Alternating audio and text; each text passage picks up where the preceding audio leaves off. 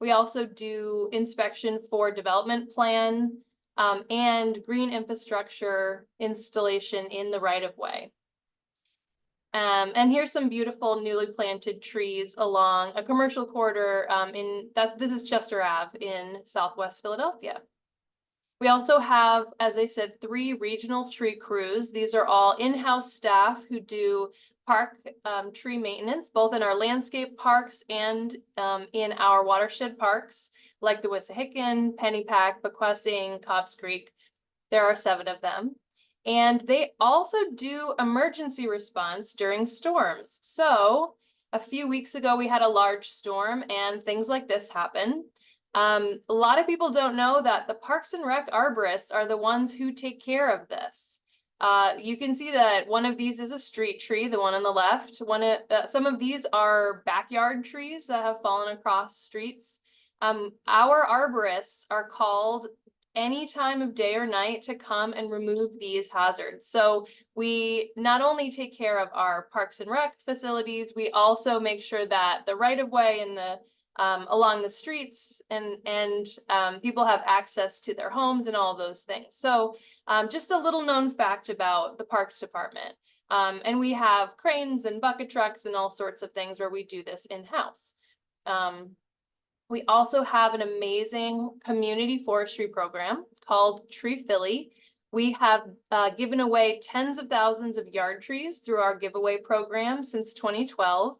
We work with community groups to do community-led projects throughout the city. Sometimes this means helping to do large street tree plantings, park tree plantings, things like that. And we work in some of the priority areas of the city that have low tree canopy. This is a wonderful, whoops, I'll give you a quick warning that the light in my office likes to go off every so often because it doesn't realize I'm here. So I'll have to do that every so often. This is a planting at Wilson Park, which is a Philadelphia Housing Authority project in a facility in Southwest Philadelphia in the Point Breeze area, Grace Ferry. So it's an amazing group of people who have planted dozens of trees in the front yards of their properties with support from our program. And then our natural lands team, they do restoration and maintenance of the forest, meadow, and wetland areas of the city. We have invasive species control that we do coordinating with the water department for all of the streams that are in our amazing parkland. And then we have this incredible facility called Greenland Nursery, where we do propagation of native plants throughout the park system. It is a WPA era facility that went fallow in the 90s and was resurrected in the early 2000s, and now has acres and acres of propagation space where we propagate seed stock that's collected from the park system. So it's an amazing facility that folks don't know that much about. And it continues the incredible legacy of plant nurseries that areas like Chestnut Hill and Germantown have here in our city.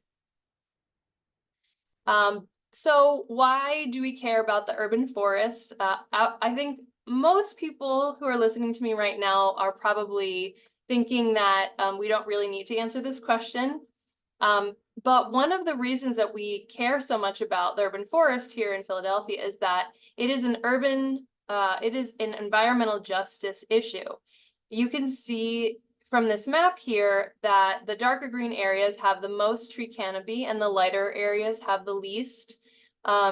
These areas, the tree canopy is not distributed equally across the city. And I'll go into a little bit more of how those patterns show up. But we all know that the urban forest is the source of clean air in the city. The areas of the city that have the most trees have the lowest rates of asthma and COPD and other health issues. We also know that areas of the city, some neighborhoods of the city have up to 22 degrees, are up to 22 degrees hotter than surrounding areas. And you can see from this image that those areas are in parts of the city that have lower tree canopy. Also, the urban forest is documented to help with mental health and stress. So there are many, many studies that show that access to healthy green space is crucial to the mental and physical health of people. But unfortunately, these benefits of the urban forest are not being accessed by everyone in the city. You can see from this, this overlay map that areas of the city where there are fewer trees have more poverty. And in a city like Philadelphia, where over a quarter of the residents are living under the poverty line, this is a huge, huge problem. There's also racial correlations. So areas of the city that have fewer trees have more Black and brown residents as well. So these are trends that are seen in other cities across the country, but it's really stark to see them in a map like this. So what are we doing about it? One of the things we did was we tried to see, how are we doing? What does our urban forest look like now? This is a map of the tree canopy as of 2018. We have 20% of the city covered in urban forest, but it's not distributed equally again. And unfortunately, between the years of 2008 and 2018, we lost 6% of our tree canopy. That is over 1,000 football fields worth of tree canopy. And where has that change occurred? Well, if you look at the city, you can see it is not, it does not have a pattern that you might expect. Some areas of the city lost more tree canopy than others. If we analyze it by land use, so this is what a land use map might look like, you can see that residential land both gained and lost the most tree canopy over the 10 years between 2008 and 2018. There are other areas of the city like commercial that gained and lost as well, but that residential property is an incredibly stark outlier. You can see that in terms of acres, again, residential lost the most by far from any land use type across the city. And in relative change, it is still pretty high up there. And even our park system lost trees. We lost about 2% of our tree canopy in the park system.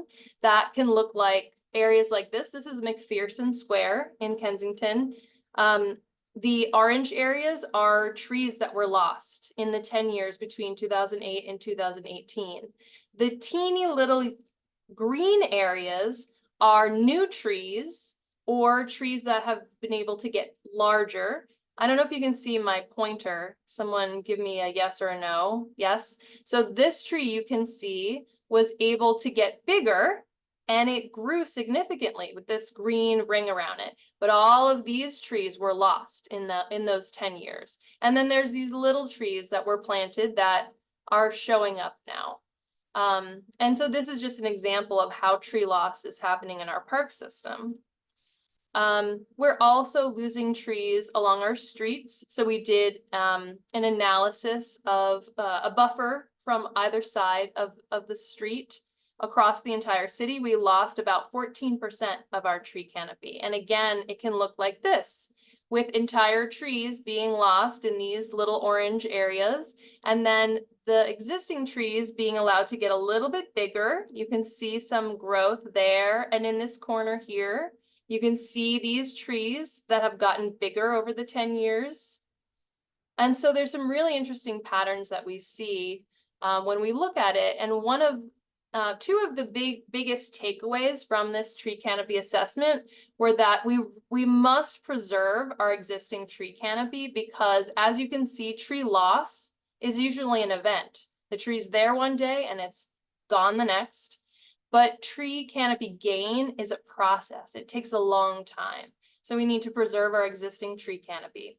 And also the residents of the city are crucial if we want to maintain our tree canopy over time. So what are we doing about this? In right after we released that tree canopy assessment, we began our strategic plan process, which ended last February with the release of the Philly Tree Plan, which, as Jean said, is a 10-year strategic plan for the equitable planting and care of our urban forest here in the city. And when we embarked on this process, we chose 3 guiding values.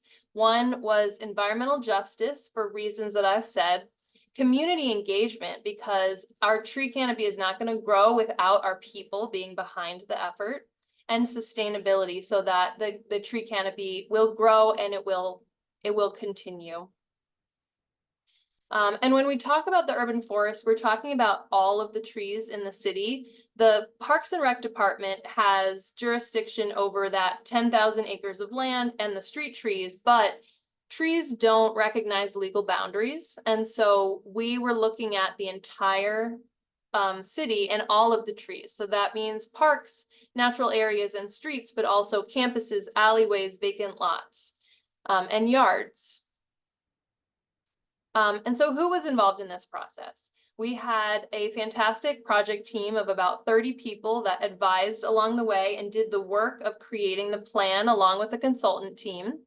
We had a steering committee of folks from those same institutional partners. So that's the Water Department, the Parks Department, the Pennsylvania Horticultural Society, and other large institutions. But we knew that we wanted to have residential guidance throughout. And so before we even started, we created a community voices steering committee. And this was another, a couple dozen people or so who guided the planning process from start to finish, and who represented their communities throughout and offered feedback from the perspective of residents of the city. And our consultant team was a very wide, had a wide array of backgrounds. So it included the some planning, urban forestry, and community engagement expertise. And then our, again, Community Voices Steering Committee. The very first thing that we did with our Community Voices Steering Committee is that we identified the areas of the city that are the highest priority for increased investment. And so some of those trends that I showed you before, we took all of them and we put them together. So we looked at income levels, we looked at health factors like asthma rates. We also looked at mental health rates and cancer rates. These are all public health issues that are directly impacted by your environment. We also looked at criteria like heat, industrial activity, and things like that to come up with this big map on the right, which is our priority area map. And we used this map throughout the planning process to make sure that people in these neighborhoods had an equal say in the process of creating the plan as people in other neighborhoods who we knew would probably be more tapped into the process already. And we also have a lot of recommendations that take these priority areas into consideration.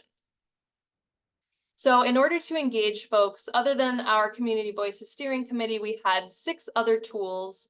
Some of them are pretty typical strategic plan tools, like having a stakeholder workshop with people from different subject areas, doing an open house, doing some things on social media to get feedback.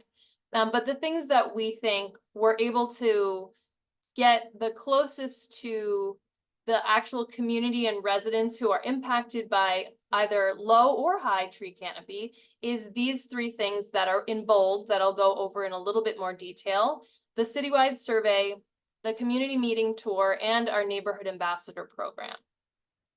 So you'll see this is that priority area map.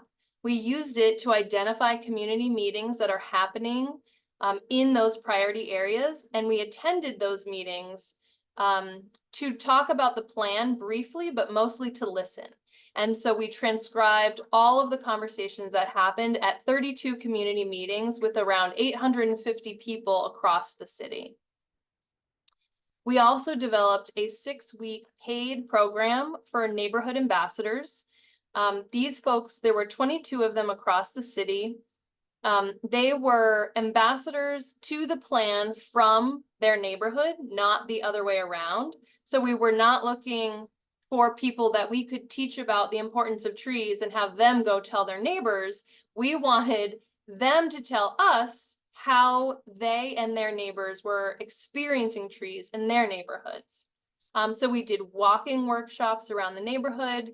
We did some skill building workshops with them about how do you interview people and get information. And we did some visual storytelling as well. So how do you document the experience that you're having? Here are some of those visual storytelling pictures that they submitted to us.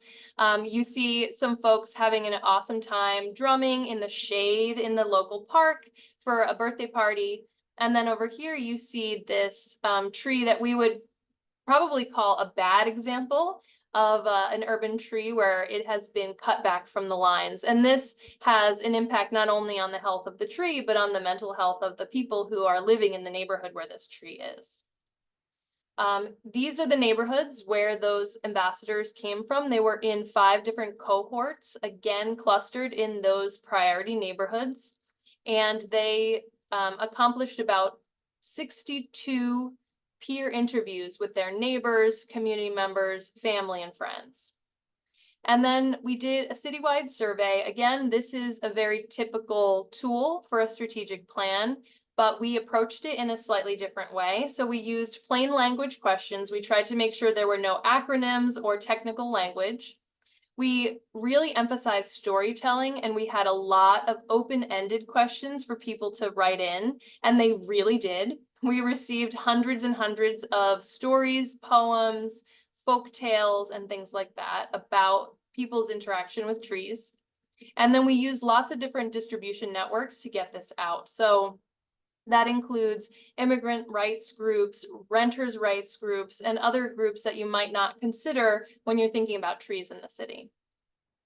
We also took time when the survey was open. We took time to evaluate where we were seeing responses from and to adjust our outreach. And we weren't seeing enough responses from people in those priority areas. So we spent some extra money and we developed 150 yard signs that we put in parks in those priority areas. We made 3,000 phone calls and we paid residents to make these phone calls and to do the survey with people over the phone. We sent 10,000 text messages to people in those priority areas, and we paid folks to hang 2,500 door hangers in those priority areas.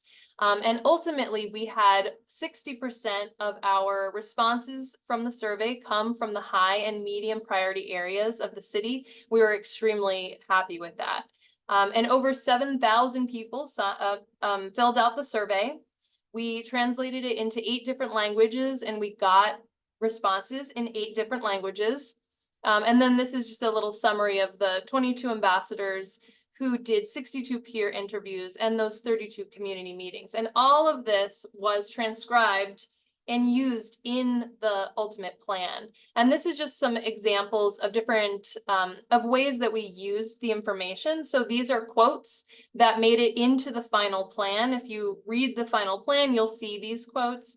These are quotes from those community meetings, like the Tacony Creek Park Keeper meeting, the Strawberry Mansion community meeting, and then our ambassadors gave us incredible quotes that really kind of summarize some of the things that they were hearing from people and what they were experiencing in their neighborhoods.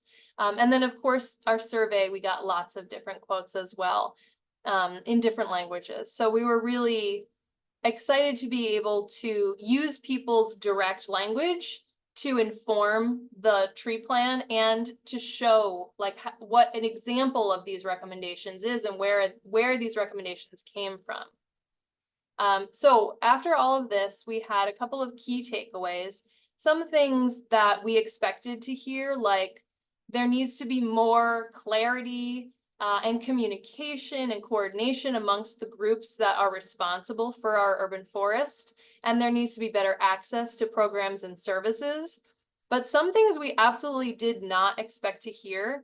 We expected to focus our recommendations in part on how to educate people about the importance of trees, but we found out that people do not need that. They understand the value of trees, but They also see that there's a disparity in where those trees are, who gets those trees, and it feels personal to people who don't have trees.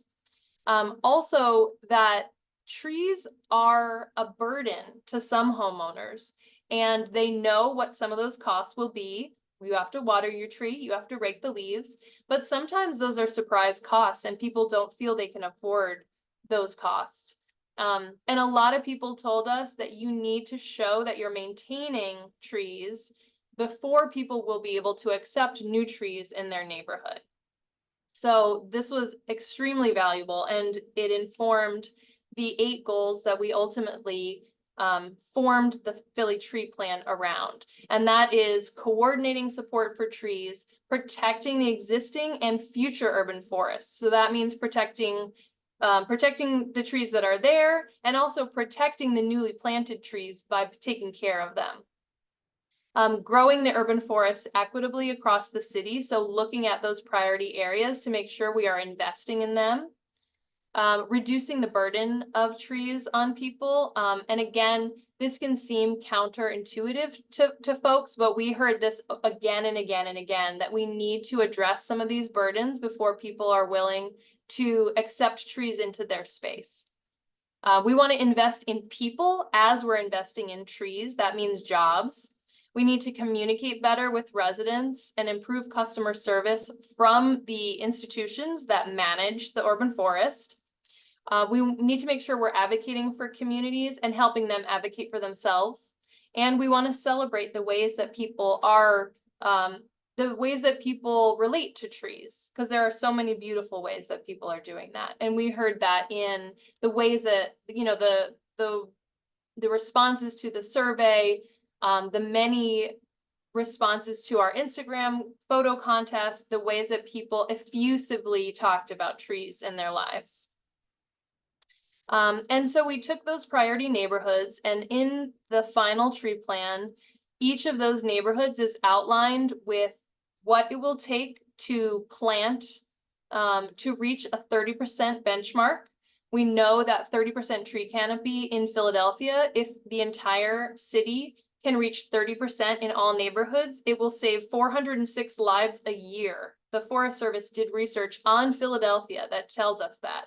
So we're using 30% tree canopy as our benchmark of success. So we have planting and funding goals for how we would meet that in each priority area, and recommendations for how we coordinate between the institutions and allow the communities to lead the tree planting that happens in their neighborhoods. So what have we done in the last year? We've made a lot of progress, and we have a lot of plans for new things. As a quick summary, we've done an update to the zoning code that strengthens the tree planting requirements and creates a new funding stream for urban forestry in the city. We've increased staff, including customer service staff at the Philadelphia Parks and Rec Department. We have begun a comprehensive assessment of our natural areas here at the Parks Department. We've instituted a few new programs, like a commercial corridor tree planting and care program in partnership with the Commerce Department. And we've done a bunch of fundraising that will lead to more exciting changes.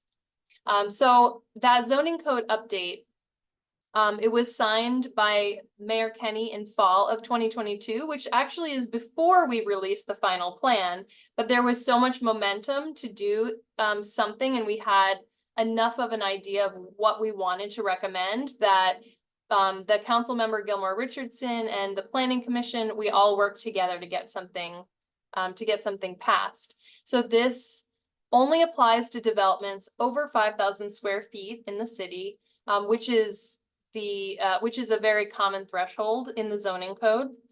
We have increased the requirements for tree planting in landscape buffers, that's between residential and commercial and things like that. And also in parking lots, we've increased the tree planting requirements. We added a yard tree planting requirement for any property that has 1,600 square feet, you have to plant a yard tree. We instituted a new fee for developments that remove trees and do not replace them at the required amount. Any trees that are not replaced have to be paid for. And we have applied these new requirements to zoning areas that did not have to comply with them before. That includes open space and single and two family developments. So there's a lot of nuance to this policy change, and I'm happy to talk about it in more detail if anyone wants me to, but this is a general overview. I know that heritage trees is a question people often have a lot, so I wanted to just put out there that heritage trees in the city are trees that are 24 inches in diameter or more, and they are trees on a select list, mostly native trees in the city. And these trees are protected during development. And what that really means is that developers have to go through a much more elaborate process to prove why they should take them down. The development process is not perfect, and often these trees are taken down anyway, but there are many more hoops that people have to go through before that can happen. And in terms of this new policy, the direct impacts are to create that new funding stream for urban forestry, to direct the tree planting to priority areas so that money will go into tree planting and new staff that will then help to actually enforce and inspect and review development. So there's some capacity building that's going to come from that, which is very exciting. And then indirectly, there are a lot of things that we are looking forward to doing, including transitioning to more proactive maintenance for our street and park trees, continuing to improve customer service and communication between the city and residents, addressing utility and sidewalk conflicts, which is a really big deal in the right-of-way. Creating an advisory committee of residents and experts to participate in decision-making, and then creating new tree planting and care jobs throughout the city. So we've also been able to add staff. This includes the community forestry team, 3 new full-time community organizers who work directly with neighborhoods to implement community-led projects for tree planting and care. We also have new full-time customer service representatives at the Street Tree Management Office, which doesn't sound very exciting to most people, but is a complete game changer for us. And I'll give you a quick example. Having full-time staff who are answering the phones and answering emails also allows us to do proactive communication. So this season, before we began our street tree removal contract, we actually sent a notification to everyone who was getting their tree removed to let them know that it was going to happen, which is a really big deal and very exciting for us. And it allowed us to kind of head off some problems that might happen if people did not know that their tree was going to be removed. And so coming soon, we also have a couple new staff people, including a city forester. This position is open right now. And yes, I am aware that the position is spelled wrong with 2 R's in the word forester. We also are hopefully very soon going to have that new development team that will review, inspect, and enforce tree requirements in development, add to our natural lands team, and have a new customer service manager. And then some of our new initiatives we've been doing this past year, we know where our tree canopy is in the city, or at least as of 2018, but that doesn't tell us what the quality of the tree canopy is.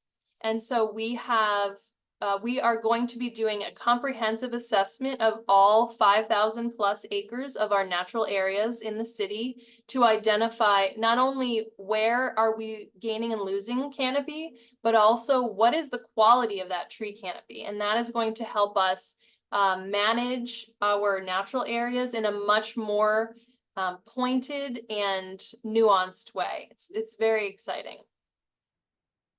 We also have, as I mentioned, this commercial corridor tree planting and care program.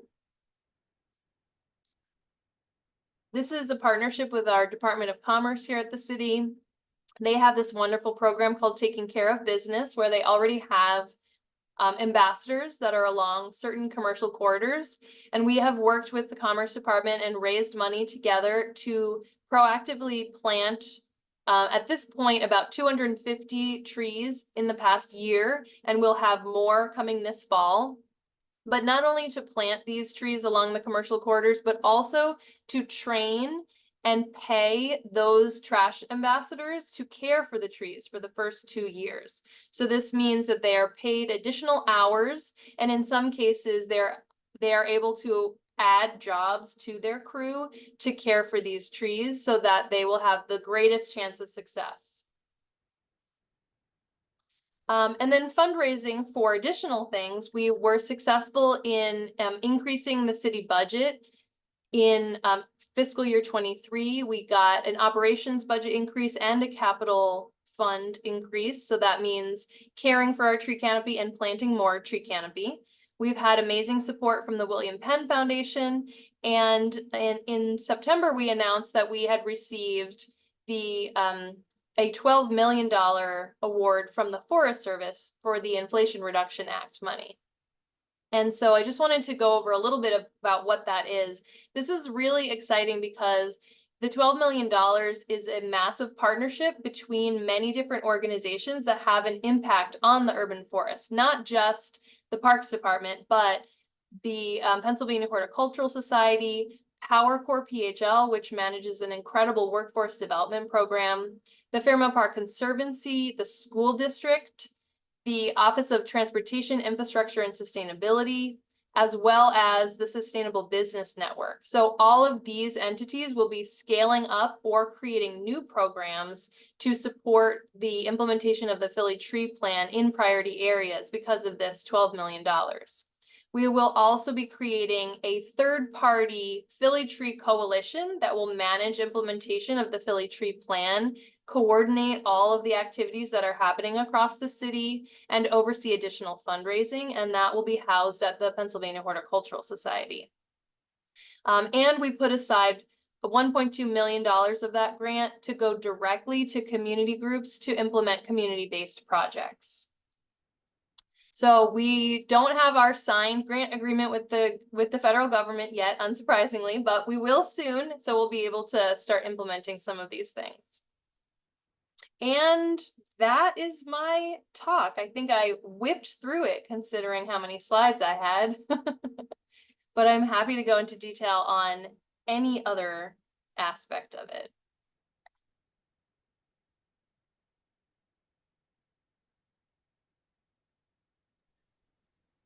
That's great. Thank you. That's just so exciting. I mean, it's bigger than I even imagined. So we're very impressed. I have relatively not very many questions in the chat box, but a few of us have been coming up with our own questions in anticipation of this. Okay. So we're not short on questions, and I'm sure you're not short on answers. So first of all, I mean, from the chat box, we have a question about the correlation between, or the supposed correlation between tree deserts and crime, and how you would respond to a council person who has observed that street trees in higher crime neighborhoods are undesirable because they create shadows and hiding places at night. That's very interesting. Well, first of all, I would say that we have mapped the data that we could get for shooting deaths along with tree canopy, and there is a negative correlation. So the lower the tree canopy, the more the shooting deaths data there is. And so that is not saying that there is a causation there, but the Forest Service has shown we have an amazing office right here in Philadelphia, one of the few urban field stations of the Forest Service.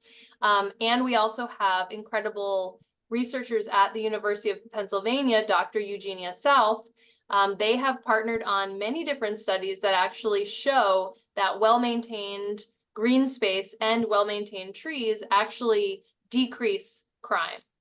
So there are studies that show that the opposite is true. I know that there is one of the many things you hear about trees when you're out in communities is that sometimes trees can be a place for people to hide behind. To that, I would say well-maintained trees are always going to reduce those impacts. They are always going to improve the community, but poorly maintained trees and poorly maintained green space often do the opposite. So it's all about maintenance, and that is, you know, one of the big messages of the Philly Tree Plan as well, is that we're not talking about just planting trees. We're talking about caring for it, caring for trees, and caring for the people who are caring for those trees. So I can share any of that data. And I that probably aligns. I'm just wondering that, I mean, in areas where just vacant lots have been at least cleaned up and marked with a fence or a few trees by, I think that's been a PHS effort. Yeah. I assume that's also contributing to the positive statistics on this issue. Yeah, there are specific research studies that show that those maintained vacant lots have the same trends as what I just said. Like, there are actually multiple studies that show that the impact of a well-maintained green space is a reduction in crime. That's very encouraging. Just going in order, not necessarily sticking with the topic, but is there a fine or some other penalty if someone takes down a heritage tree? So there are fees that developers must pay when they take down trees that they cannot replace on the site, heritage or otherwise. Heritage trees don't have their own special fee. They do have their own special hoops that developers have to jump through in order to remove them. And often that involves getting a variance of sorts. That I am not a planner, so I don't want to say the wrong words, because there's a difference between special exceptions and variances and things like that. So I don't want to misspeak, but there are additional processes that you have to go through if you have a heritage tree on your property that you want to remove, whether or not you can replace it. Again, the tree requirements in the zoning code only apply to properties that are 5,000 square feet or more. So one of the long-term recommendations of the Philly Tree Plan, once we can start staffing up, is to lower that square footage so that more developments have to comply with those requirements. There are not enough staff either at LNI or at Parks and Rec currently to do that. But it is one of the long-term goals, yeah. Good, that aligns perfectly with one of the other sort of earlier questions that we had listed, which is there any hope of extending the rules about heritage trees and replacement to the residential sector and not just the current focus on larger properties and commercial properties? So that's encouraging. Thank you. Yeah, that would be wonderful. There are the new tree policy does also include site clearing work that is part of development. So there are some situations where development might not happen, but the site clearing is still has to comply by the regulations. So again, I'm not in the planning department, so I can't speak as like succinctly and authoritatively on the exact parts of that, but I can get anyone answers to questions. Great. Switch topics a little bit. Ken Leroy says he's been impressed with Power Core. Where is their funding coming from? Frankly, I have not heard of Power Core, so I'd like to know. Yeah, well, PowerCore PHL is an incredible program. It is an AmeriCorps program. So I think they do get some of their money from the AmeriCorps program. But they are a workforce development program for people, I think it's 18 to 24. A lot of the focus is on returning citizens, and they do a training cohort where they go through 6 months of an intensive paid training, and they can specialize after that. So they have a wonderful urban forestry fellowship that folks who go through the initial cohort can specialize in. And then there are folks who have been able to get full-time jobs from that at the Parks Department as well. They have in the past also had fellowships in carpentry as well, and some other kind of parts of the trades. But of course, I interact with their urban forestry folks the most. You know, some of their funding is going to come from that IRA grant from the Forest Service. Some of it comes from the different departments that they work with. So I think there's some Parks and Rec funding that they get because we work very, very closely in some areas of the park system, but I can't speak comprehensively about where they get their funding. But they are a model for workforce development. There are power cores in many other cities, and there are staff at our Philadelphia Power Core PHL, that actually go out and help other cities create power cores because they're a national model in this. Good to know about. While we're on the topic of workforce, there's been a question raised about how could nonprofits and volunteer groups in our area, which is considered a low priority area in terms of the overall plan, but what could a role of our community, our communities like ours, who are blessed with great tree canopy, how can we participate to advance the plan's goals? And so, how can already formed volunteer groups help with your efforts? Well, citywide. Oh, yes.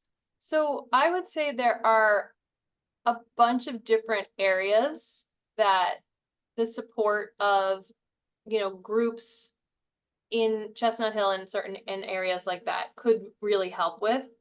Like I said, we need to make sure we're preserving our existing canopy. So the decisions that everyone makes on their private property, each decision contributes to an impact on our entire urban forest.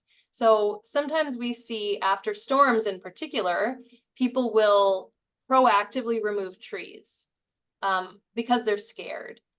One of the things we'd like to be able to do, and not the Parks Department specifically, but through implementation of the Philly Tree Plan, is educate people more on how do they get professionals, certified arborists to come in and do risk assessments and things like that to make sure that people are making educated decisions about tree removal on their property. One of the Forest Service researchers that I work with most closely did a study that showed that changes in the tree canopy on a property happen mostly when that when that property changes hands, right? So the decisions people make after they purchase a home, often that's when trees will come down. So there's a lot of education, I think, that folks can spread in neighborhoods where there are existing trees about how do you find qualified arborists to help you make those decisions. Why is it important to have certified risk assessors and people like that to help you make those decisions so that you're not proactively removing trees that are not actually at risk? So helping people make decisions about the existing canopy on their property is one thing. Another thing is helping to advocate citywide for this work in general. There are a lot of groups that there are a lot of institutional partners. In the urban forest, because planting and caring for the urban forest takes a lot of equipment and qualified staff and insurance. A lot of the actors are large institutions, but we know that individuals also, the decisions they make on their private property makes a collective impact as well. But there really isn't kind of a group in between that is advocating from the voice of residents for the institutional partners and for private land. So being able to translate, between, it's not just the Parks Department is not removing this tree, it's the Parks Department has a budget that is smaller than most of the large cities across the country for the work that it has to do, despite having the largest park system in the country. So I think that there is a translation problem, and there is a vacuum where advocacy can be to help the institutions that do a lot of this work to do the work that we do. That was a kind of roundabout way of saying that we need to have kind of like an advocacy voice, but I think there is room there for improvement. Well, a somewhat related question, which comes up a lot in our neighborhood and probably in many other neighborhoods where much of the housing stock is about 100 years old or more, is there any advice for replacing aging street trees, especially when they're part of a very carefully planned streetscape of, let's say, a whole block of sycamores, and they're starting to all fall apart at the same time? Yeah. How do you get advice about that? Yeah, this is a very tough one.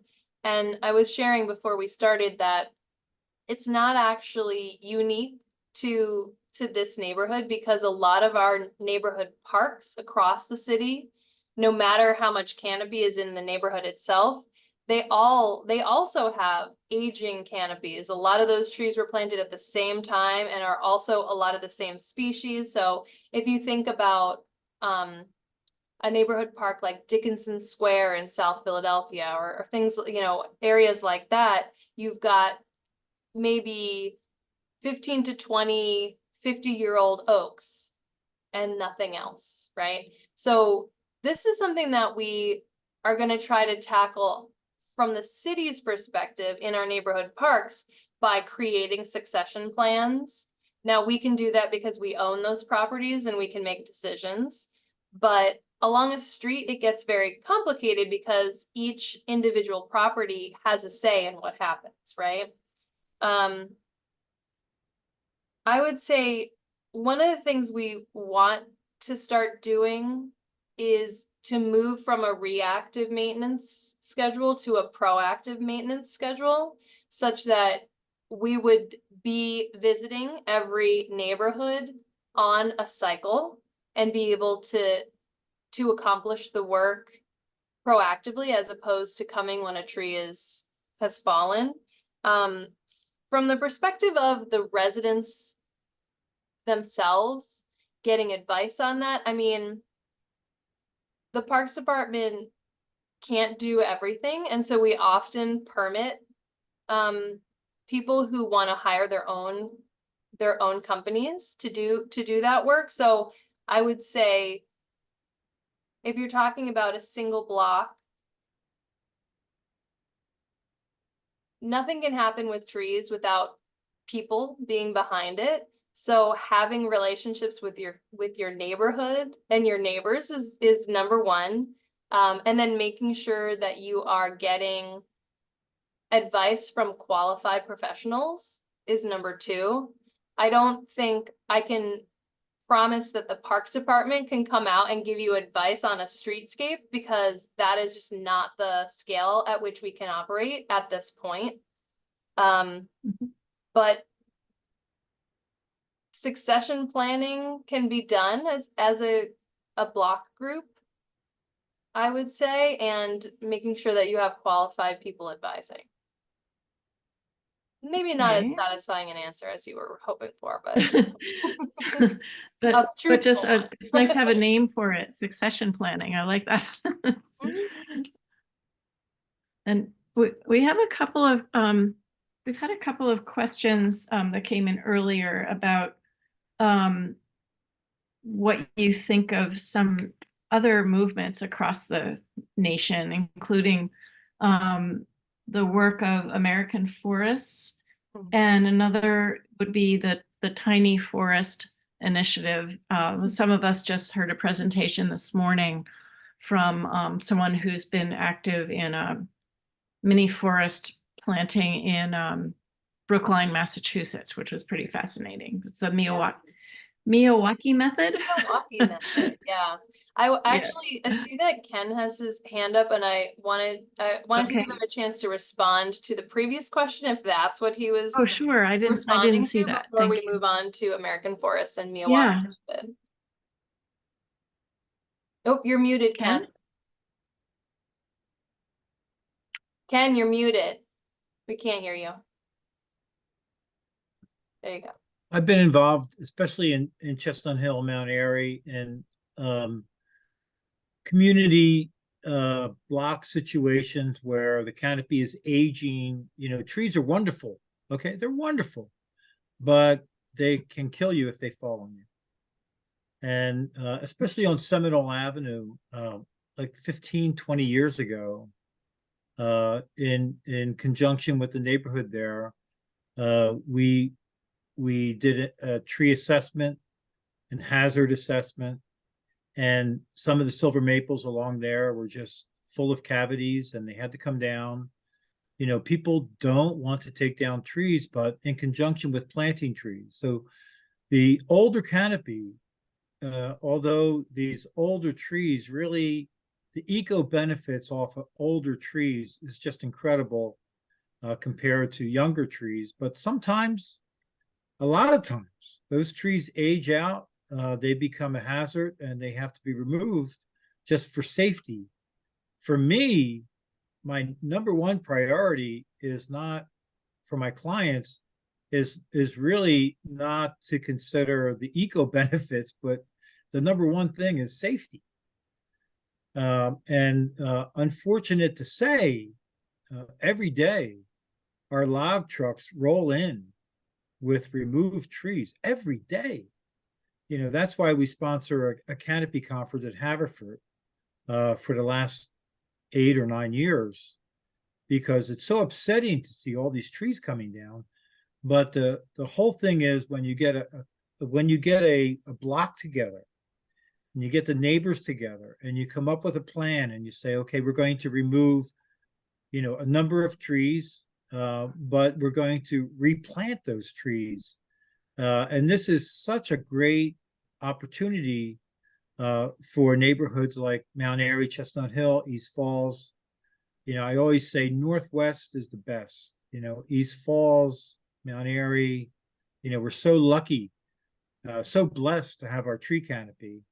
And in these neighborhoods, it's the neighbors are very, very involved, and they want to plant these trees back. In addition, recently I'm involved with another property restoration where Erica, the architects and the owners, they had to jump through all the hoops that were recently applied as an ordinance in the city. So not only the heritage trees, but the smaller trees that they wanted to remove, they really had to, I had to give an assessment for all these trees, and the properties were very neglected. Many of the trees were, you know, vine covered, deteriorated.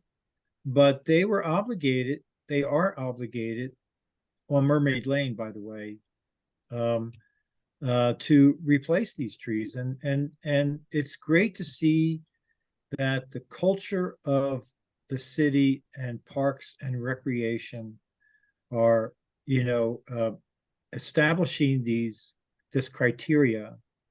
And on the developers that develop these properties, even though, the assessments and everything are more red tape, but it's great to see that, that we value these trees. So, thank you.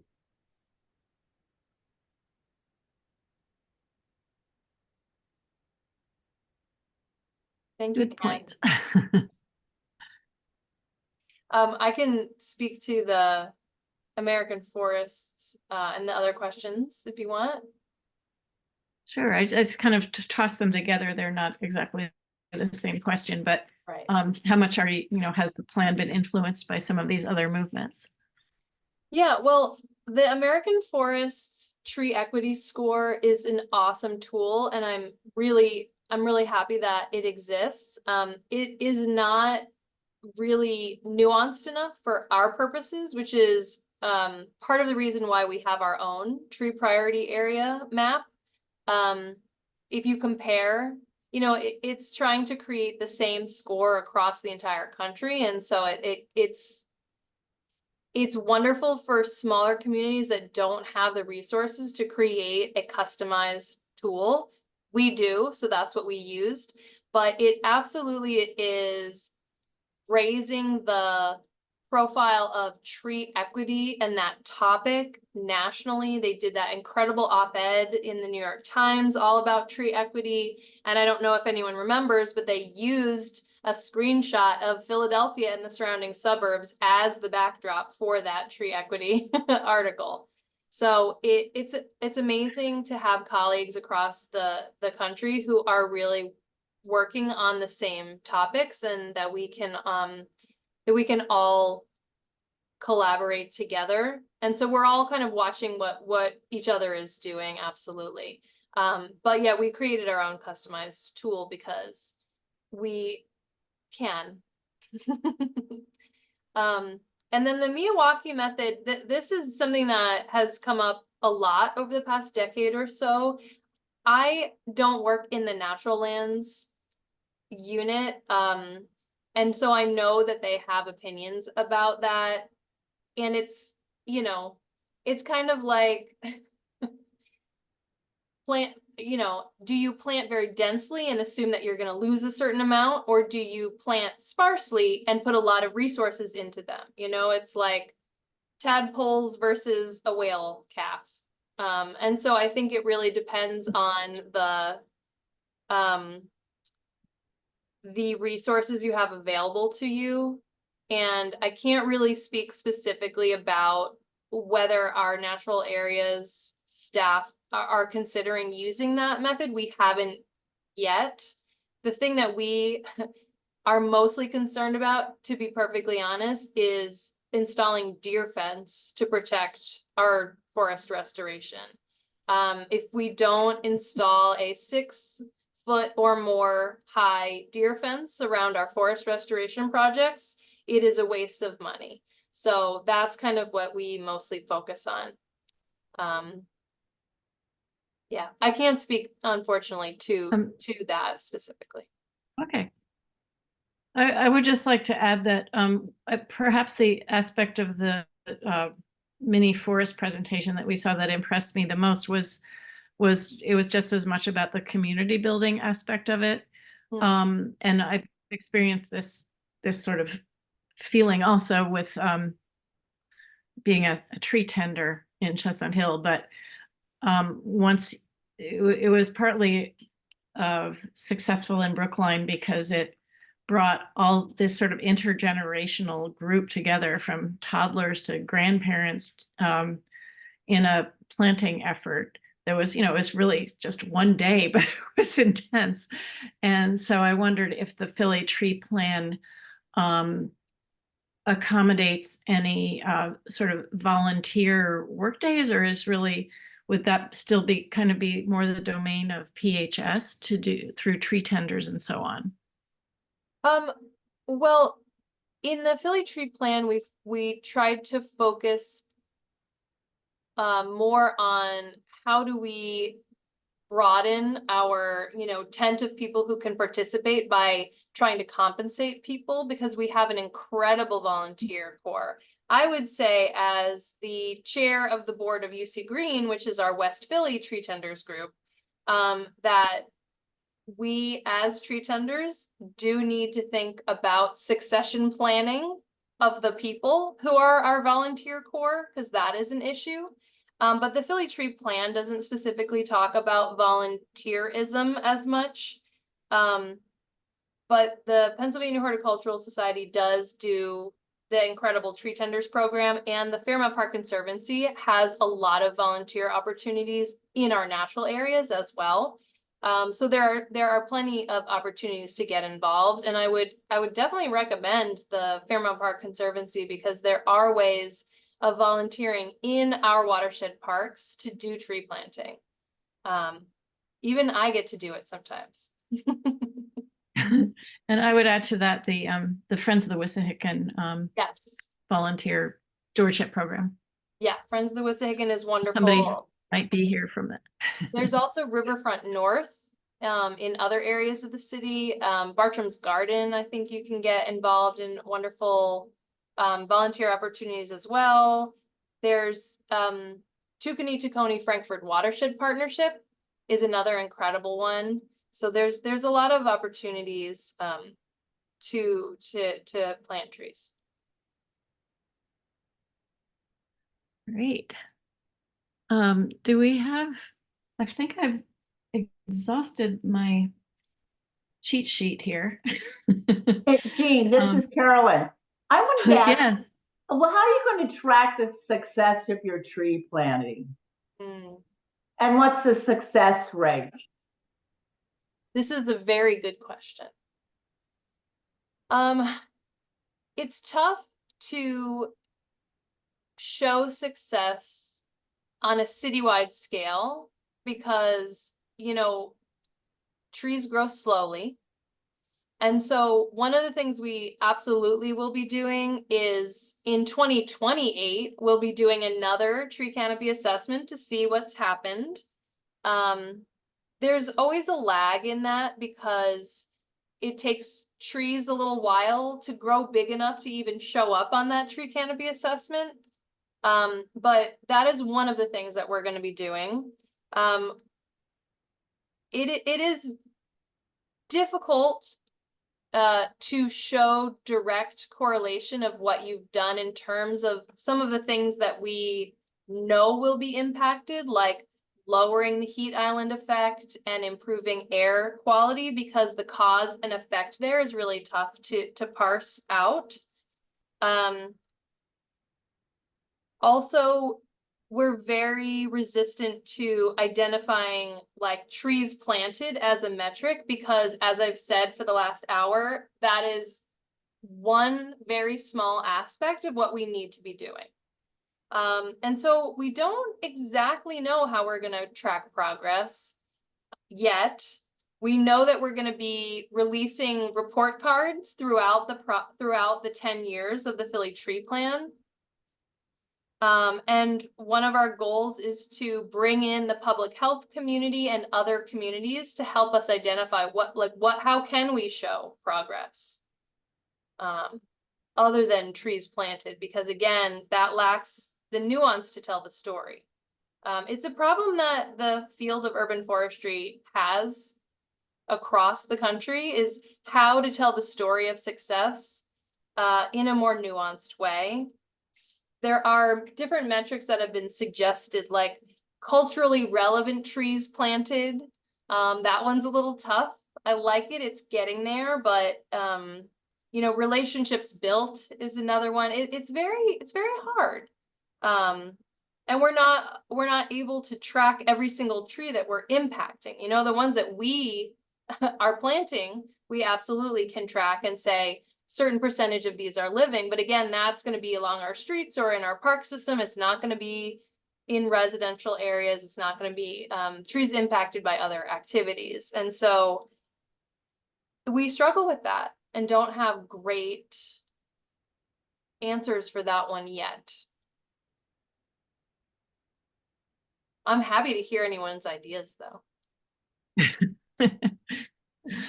Well, I didn't know when you have these special ambassadors that you would have them, that they're tracking their trees, that you would go back to those same areas in 5 years and see Right. what percentage you're living.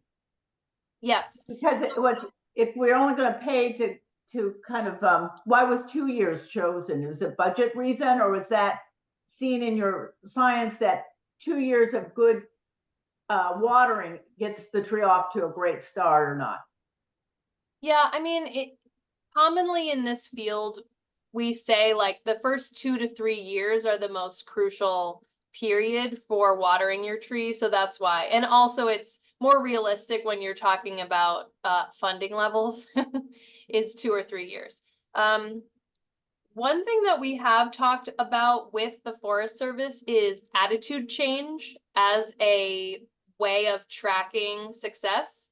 So doing surveys of people's feelings about trees in certain areas before and after big tree plantings or big tree maintenance efforts even. So that's one thing.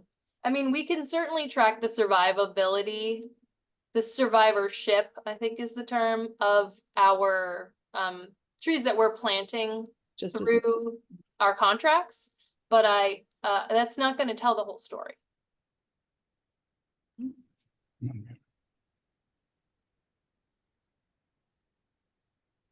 We lost Carolyn. She's out of frame. Do we have any more questions from the group for Erica? I got a goofy idea I just had. I was thinking about how Good. livestock producers have little tags, little radio tags on their cattle now, or sheep or goats or whatever, to track their productivity or survival. I just wonder if there's any analogous high-tech tag that can put on a tree to monitor it some way.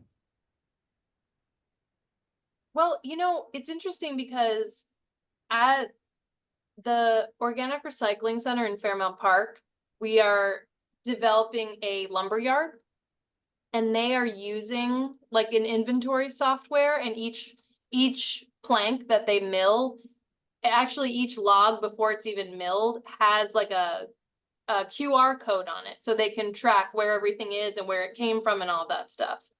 So that technology does exist. I worry about whether that investment would be worth it in some neighborhoods where you would just see the tags pulled off. You know, it can be hard enough to keep the tree alive, let alone a nice tag. But I think that's an interesting idea. I like it. The technology exists. What do you think, Ken? You got a hand up. Ken, you're muted. Okay, got it. There you go. We're working, Erica, we're working down at UPenn this week, actually, structure pruning American elms.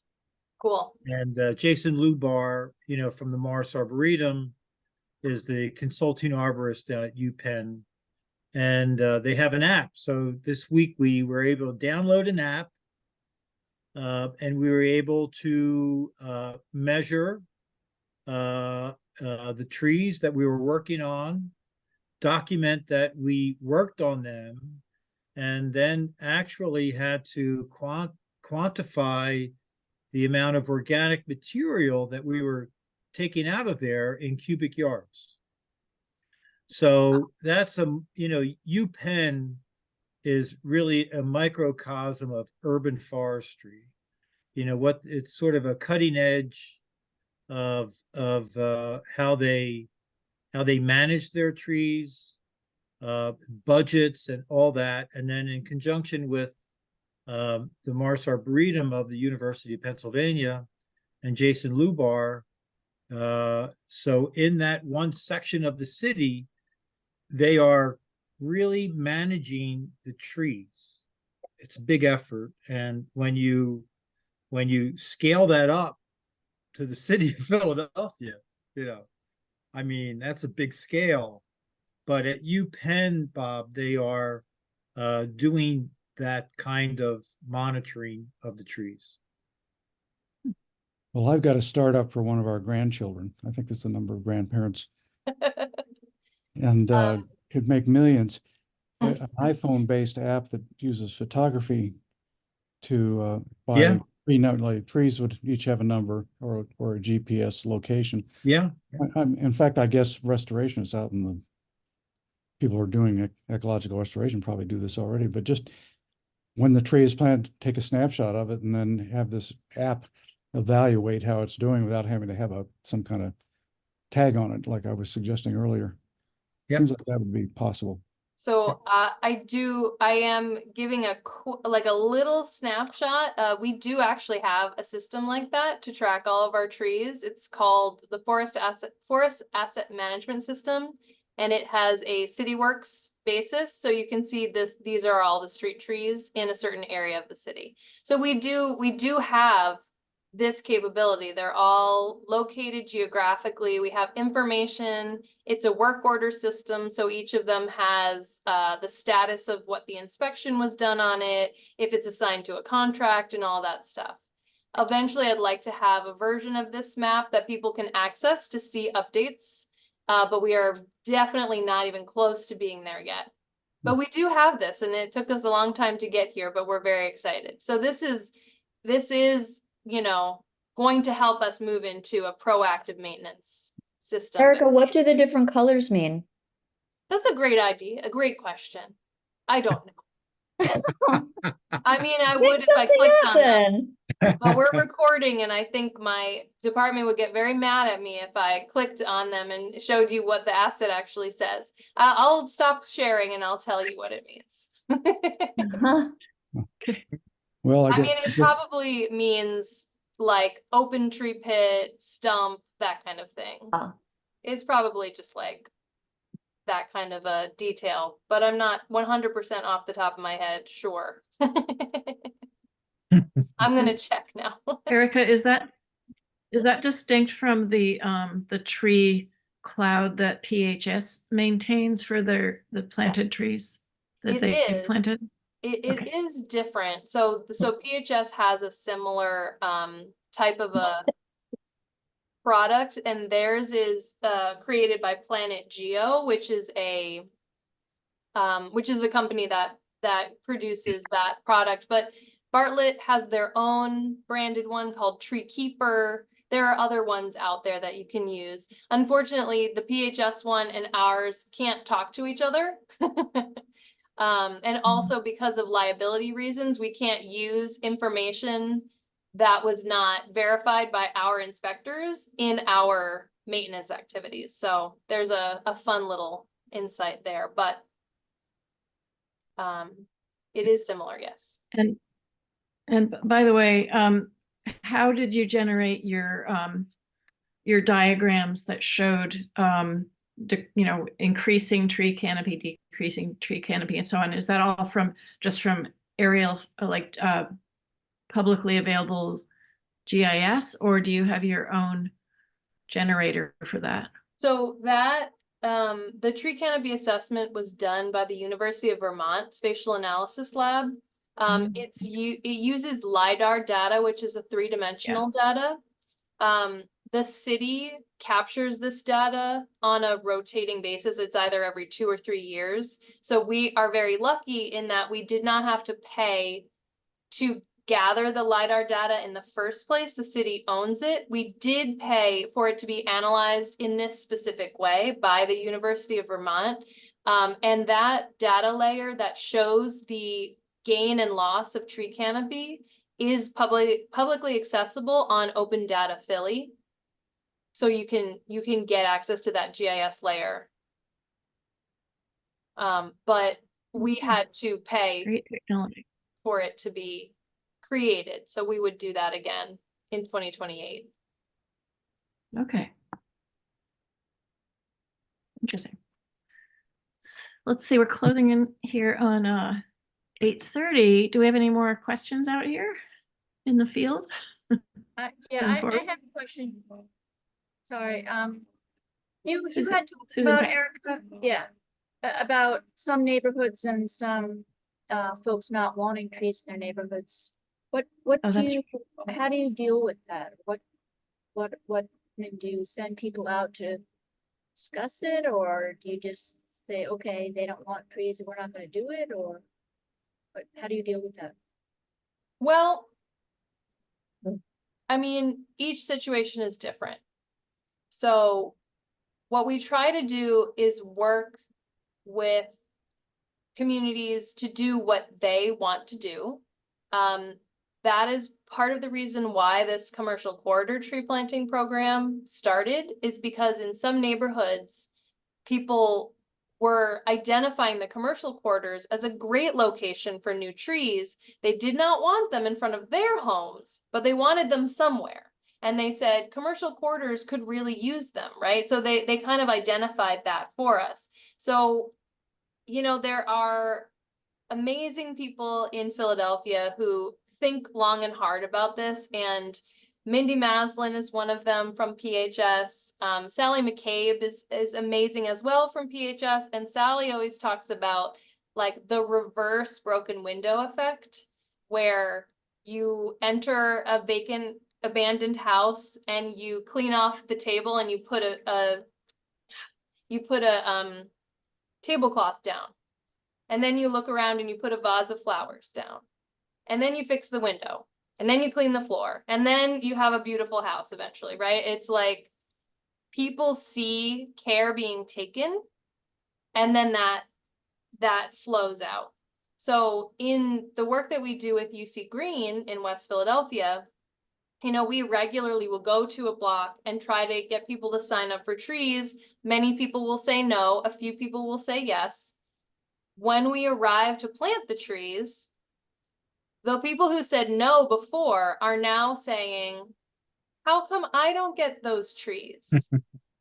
So it's about not shoving things down people's throats. It's about being present in a community and gaining trust. It's about doing the things that people see as a benefit to them, and working with people and their priorities, and then supporting them so that they can see how it will be a benefit to them to have a tree closer to their property, maybe on their property, that kind of thing. It's a long game. It's not a good answer to the question. No, It is. It is. Yes, Well, is. there is no magic bullet is It what I'm is. saying, I It guess. is. Susan, I just have a question about how is the ground prepared before the tree gets planted? There's so much pavement and everything. How does that work? So with a street tree, the street tree planting specs require some soil replacement. But there's lots of different thoughts on this, right? The tree roots are eventually going to have to get used to the soil they're planted in. So some people don't think that's necessary, or don't think it helps at all, because it creates a textural barrier between the good soil in the pit and the compacted soil and around it, and will maybe even cause the roots to girdle. The tree care update at the flower show is actually a great place that like we all learn about some best practices. And I think the most recent information is just put the soil back in there. It's going to have to get used to it eventually. You can't replace everything. One thing we are working very closely, one thing that I am working with the streets department on is the installation of soil cells, trying to raise money to get those to be a more regular part of our sidewalk redesign projects. Soil cells are basically an infrastructure that prevents compaction of soil. So the tree roots will have a much easier time growing, and it increases the available soil volume. And there are many ways to do that. Jason Lubar and some of his colleagues are actually helping me present on this to the streets department and other of our utilities as kind of like informational webinars, which is pretty exciting. We're trying to get some of these tree health best practices to be incorporated into the other departments in the city.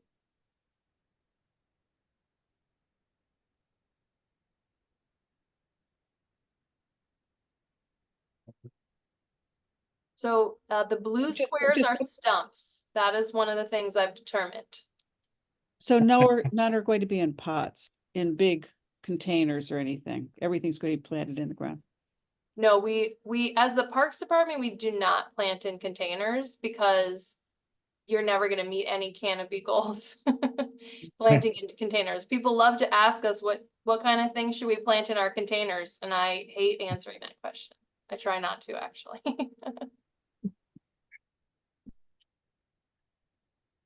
Okay, well, I think we're about at closing time exactly. The black squares are and this vacant has been, pits. oh, okay. The green ones are Black living holes. trees, the black ones are vacant pits, the blue ones are stumps. That's what I got. Okay. But there's an Thank orange you. one. Let me see what that one is. Well, thank you so much for this fascinating lecture.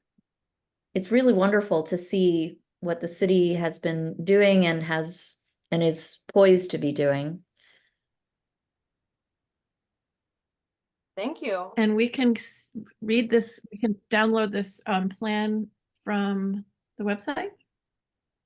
Yes, so the Philly Tree Plan is available on the website as a PDF. I have a small pile of them.